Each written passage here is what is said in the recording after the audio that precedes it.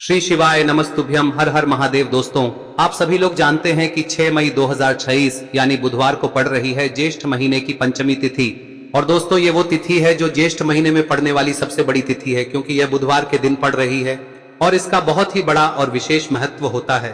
पूज्य गुरुजी ने कहा है, अगर कभी भी मौका लग जाए और ज्येष्ठ महीने की पंचमी तिथि बुधवार को पड़ जाए तो आप लोगों को 11 चावल के दाने वाला उपाय तो अवश्य ही करना चाहिए। और इन दोनों का संयोग बहुत ही कम आता है। और दोस्तों, पूज्य गुरुजी ने अपनी शिव महापुराण की कथा में बताया है, इस दिन आपको 11 चावल दाने वाला उपाय तो अवश्य ही करना चाहिए, क्योंकि ऐसा दिन पूरे साल में सिर्फ एक ही बार आता है। और दोस्तों, आप सभी लोग जानते हो कि बुधवार पंचमी का अगर सबसे बड़ा कोई उपाय है तो वो 11 चावल के दाने वाला उपाय है। तो दोस्तों, इस बुधवार के दिन आप लोगों को इस 11 चावल दाने वाले उपाय को जरूर करना है। बहुत सारे लोग होंगे जिन लोगों ने इस उपाय को न किया हो, मतलब पूरा साल निकल गया और उन्होंने किसी भी दिन इस 11 चावल के दाने वाले उपाय को न किया हो। पर दोस्तों, आपके पास एक आखिरी मौका बचा हुआ है जो कि 6 मई के दिन है। तो इस दिन आप लोगों को इस वाले उपाय को जरूर कर लेना है। भले ही आपने पूरे साल भर इस उपाय को ना किया हो, पर अगर आपने इस ज्येष्ठ महीने में पड़ने वाली पंचमी तिथि के दिन अगर इस वाले उपाय को कर लिया तो आपको इस उपाय को करने का वो फल मिलेगा जिसकी आपने कभी कल्पना भी नहीं करी होगी। इसीलिए आप लोग इस वाले उपाय को एक बार जरूर कर लेना, ताकि आप लोगों के हाथ से यह मौका ना जा सके और आपको इस उपाय को करने का फल मिल सके। दोस्तों, यह उपाय पंडित जी ने अपनी अभी की ही शिव महापुराण की कथा में बताया है, जिस उपाय को आज हम आपको बहुत अच्छे से समझाने वाले हैं। इस वीडियो को देखने के बाद इस उपाय को समझने के लिए आपको कोई और वीडियो को देखने की जरूरत नहीं पड़ेगी। तो चलिए दोस्तों, उपाय को शुरू करते हैं। देखिए, यह इस ज्येष्ठ महीने के बुधवार के दिन यह इतना खास होता है, इतना महत्वपूर्ण होता है। देखा गया है कभी कभी बड़े बड़े पूजा पाठ अनुष्ठान से जो मनोकामना पूर्ण नहीं होते, वो इस ज्येष्ठ महीने के पंचमी के दिन एक छोटे से उपाय करने से ही आपकी मनोकामना पूर्ण हो जाती है। और बहुत सारे लोगों ने इस उपाय को किया भी है और उनको इस उपाय को करने का फल भी जरूर मिला है। अगर आप लोग भी इस उपाय को बुधवार पंचमी के दिन करना चाहते हैं तो आप इस उपाय को पहले अच्छे से समझ लेना, सुन लेना, उसके बाद करना। आपको इस उपाय का फल जरूर मिलेगा। और इस उपाय को कर लेने से आपके घर में चाहे किसी भी प्रकार की दुख और समस्या क्यों ना चल रही हो, आपको उसका कारण भी नहीं पता है कि भाई ये समस्या किस कारण से चल रही है। उसका कुछ भी कारण हो सकता है, जैसे पितृदोष हो सकता है या किसी भी तरह का मंगल दोष भी हो सकता है। तो इस दिन आप लोगों को यह वाला उपाय कर लेना है।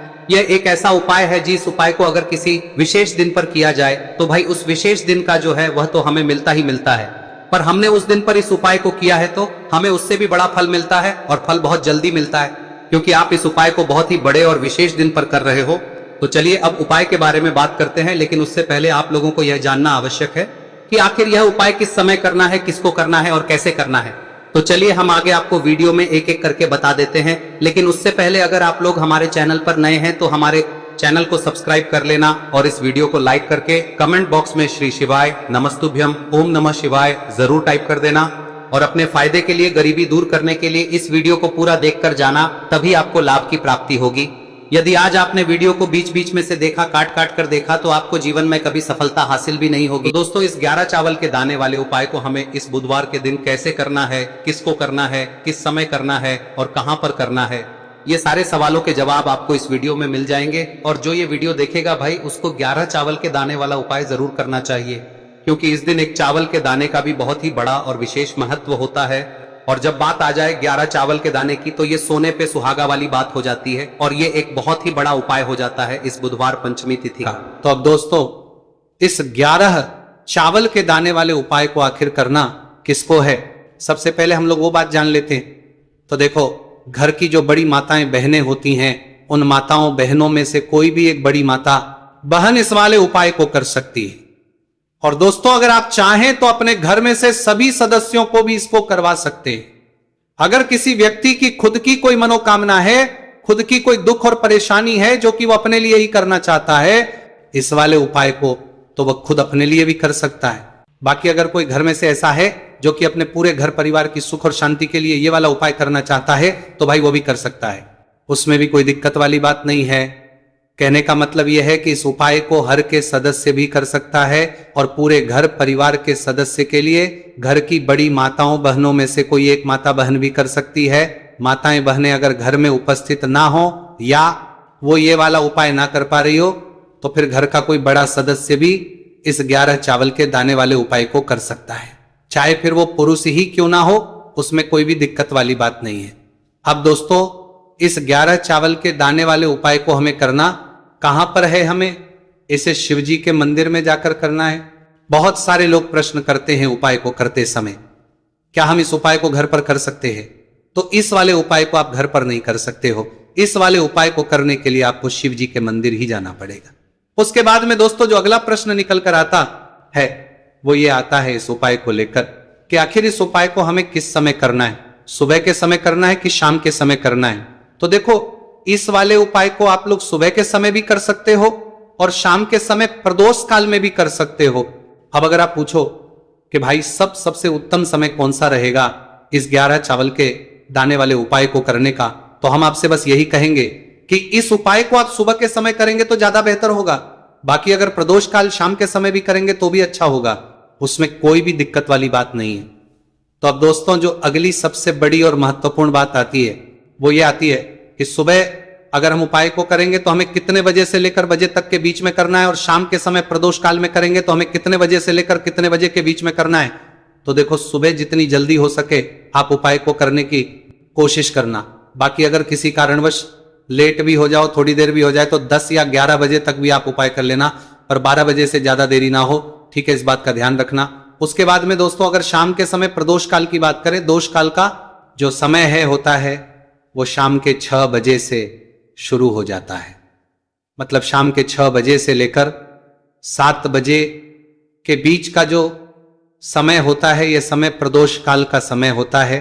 पर अभी जो मौसम चल रहा है, इस मौसम में जो है शाम बहुत देरी से होती है, तो आप इस उपाय को 7 या 8 बजे के बीच में भी कर सकते हो। मतलब शाम के 6 बजे से रात 8 बजे के बीच में आप कभी भी इस वाले उपाय को कर सकते हो, उसमें कोई भी दिक्कत वाली बात नहीं है। अब दोस्तों यहां पर इस उपाय को लेकर एक और सबसे बड़ी बात यह निकल कर आती है कि इस 11 चावल के दानों को हमें लेना कहां से होता है, और हमें इस उपाय को करने के साथ में क्या और कुछ भी सामग्री ऐसी होती है जो शिव जी के मंदिर लेकर जानी है। तो देखो यहां पर हम आपको बता दें, सबसे पहले आप लोग ये जान लो कि ये जो 11 चावल के दाने वाला उपाय है, सिर्फ और सिर्फ आप उपाय की सामग्री लेकर कभी भी शिव जी के मंदिर मत जाना, क्योंकि हमें भगवान के सामने ये नहीं दर्शाना है कि अगर हम भगवान शिव जी के मंदिर आए हैं तो अपने फायदे के लिए आए हैं। तो इसलिए जो भी पूजन सामग्री है, उपाय सामग्री है 11 चावल के दाने, इसके साथ में आपको पूजन सामग्री भी जरूर लेकर जाना है। देखो, अगर सुबह के समय उपाय कर रहे हो तो सीधी सी बात है, 1 लोटा जल तो आप लेकर जाओगे ही जाओगे। वही 1 लोटा जल अगर मिट्टी का जल हो तो बहुत अच्छा रहेगा। मिट्टी का जल कैसे बनाया जाता है, इसके लिए हमने पहले से बहुत सारी वीडियोस बना दी है। आपके पास इस दिन एक आखिरी मौका रहेगा मिट्टी का जल शिवजी पर चढ़ाने का और उपाय को करने का, बहुत बड़ा आपको इस दिन फल मिलेगा। तो इसलिए इस दिन हो सके तो भाई मिट्टी का जल चढ़ाना, तो अपने साथ में कम से कम 1 लोटा जल तो आपको लेकर जाना ही जाना है। अगर मिट्टी का जल नहीं है तो घर का जल भी आप इस्तेमाल कर सकते हो। इसके अलावा जो भी पूजन सामग्री है, देखो 11 चावल के दाने ये अलग आपके रहेंगे और जो आपकी पूजन सामग्री रहेगी वो अलग रहेगी। पूजन सामग्री में आप जो भी चीज लेकर जाना चाहे वो लेकर जा सकते हैं, उसमें कोई भी दिक्कत वाली बात नहीं है।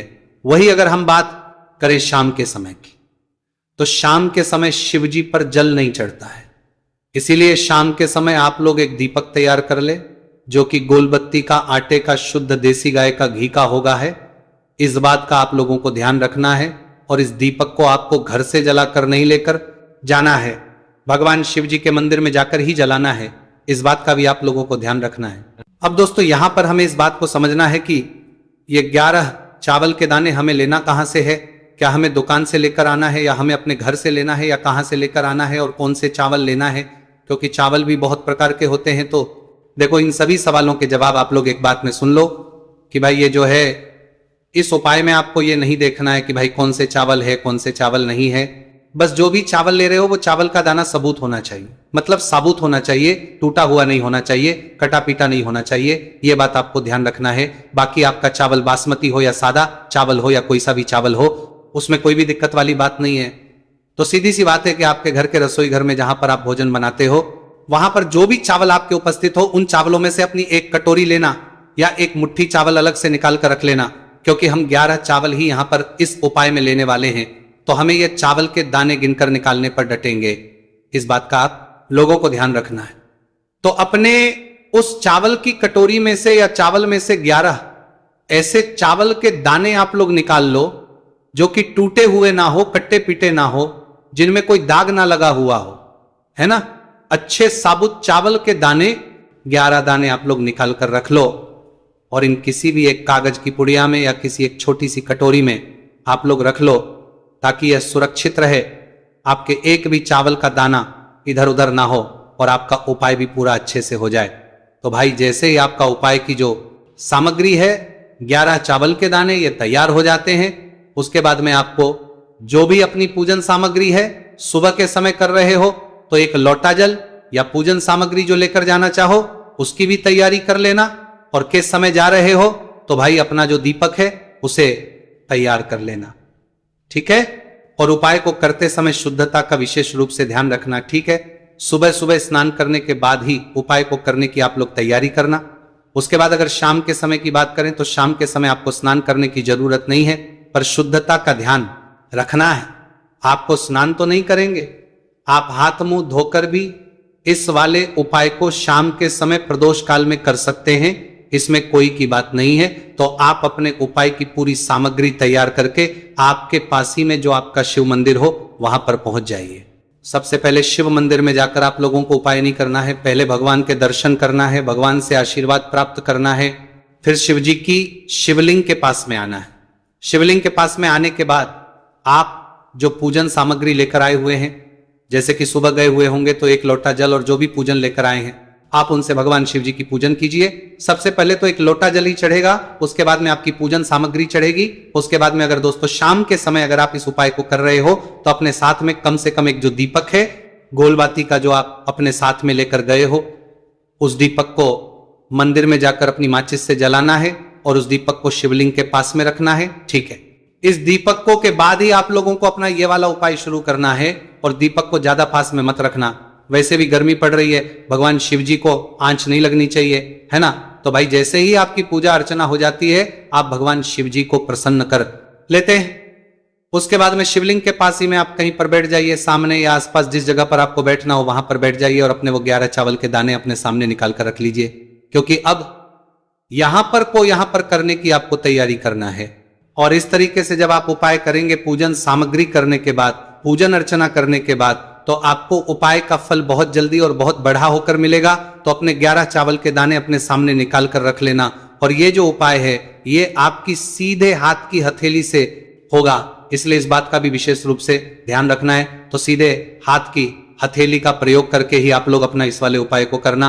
अपने सामने जो भी आपकी कागज की पुड्डियां हैं उसको रख लो, या कटोरी है तो भाई उसे अपने सामने रख लो और अपने वो 11 चावल के दाने निकाल लो, ठीक है। उसके बाद में दोस्तों अब आपको क्या करना है कि शिवलिंग आपके सामने होगी, तो आपने वो 11 चावल के दाने एक एक करके आपको शिव जी के शिवलिंग के ऊपर चढ़ाना है। कहां पर चढ़ाना है? शिवलिंग के ऊपर चढ़ाना है, और कहीं पर भी नहीं चढ़ाना है, आपको अपने हथेली से शिवलिंग के ऊपर चढ़ना है। भले ही फिर वो अपने आप जलाधारी पर गिर जाए या मतलब वहीं पर गिर जाए, उसमें कोई दिक्कत वाली बात नहीं है, पर आप चढ़ाओ शिवलिंग के ऊपर ही। तो आपको क्या करना है, अपना पहला चावल उठाना है, श्री शिवाय नमस्तुभयम बोलना है और शिवलिंग पर चढ़ा देना है। इसी तरीके से दूसरा चावल का दाना उठा है, शिवलिंग पर चढ़ाना है और मंत्र बोल देना है, और फिर तीसरा चावल का दाना उठाना है, श्री शिवाय नमस्तुभयम बोलना है और चढ़ा देना है। इसी प्रकार से आपको पूरे 11 चावल के दाने एक एक करके शिवजी के शिवलिंग के ऊपर चढ़ाना है और भगवान से प्रार्थना करते जाना है।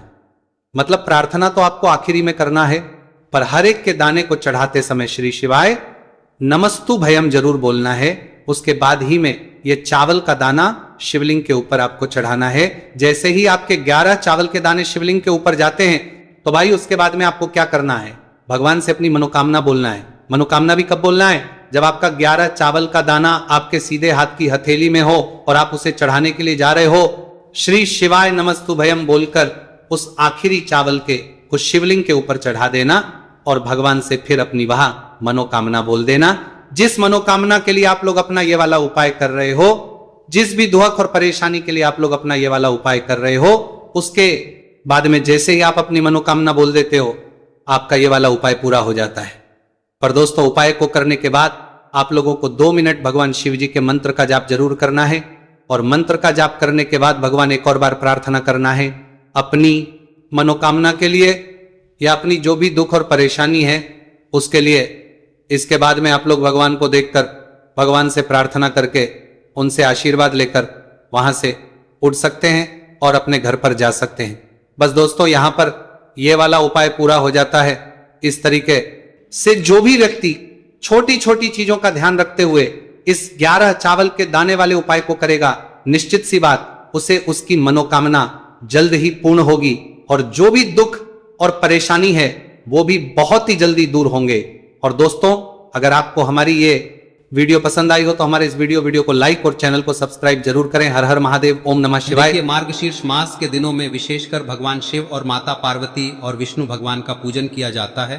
अब साथ ही साथ पूर्णिमा का दिन भी पड़ गया है, तो ऐसा समझ लीजिए आपके जीवन में धन भी आएगा, सुख भी आएगा, धन बढ़ेगा भी, और साथ ही साथ आपके जीवन के सारे संकटों को भगवान शिव जी दूर कर देंगे।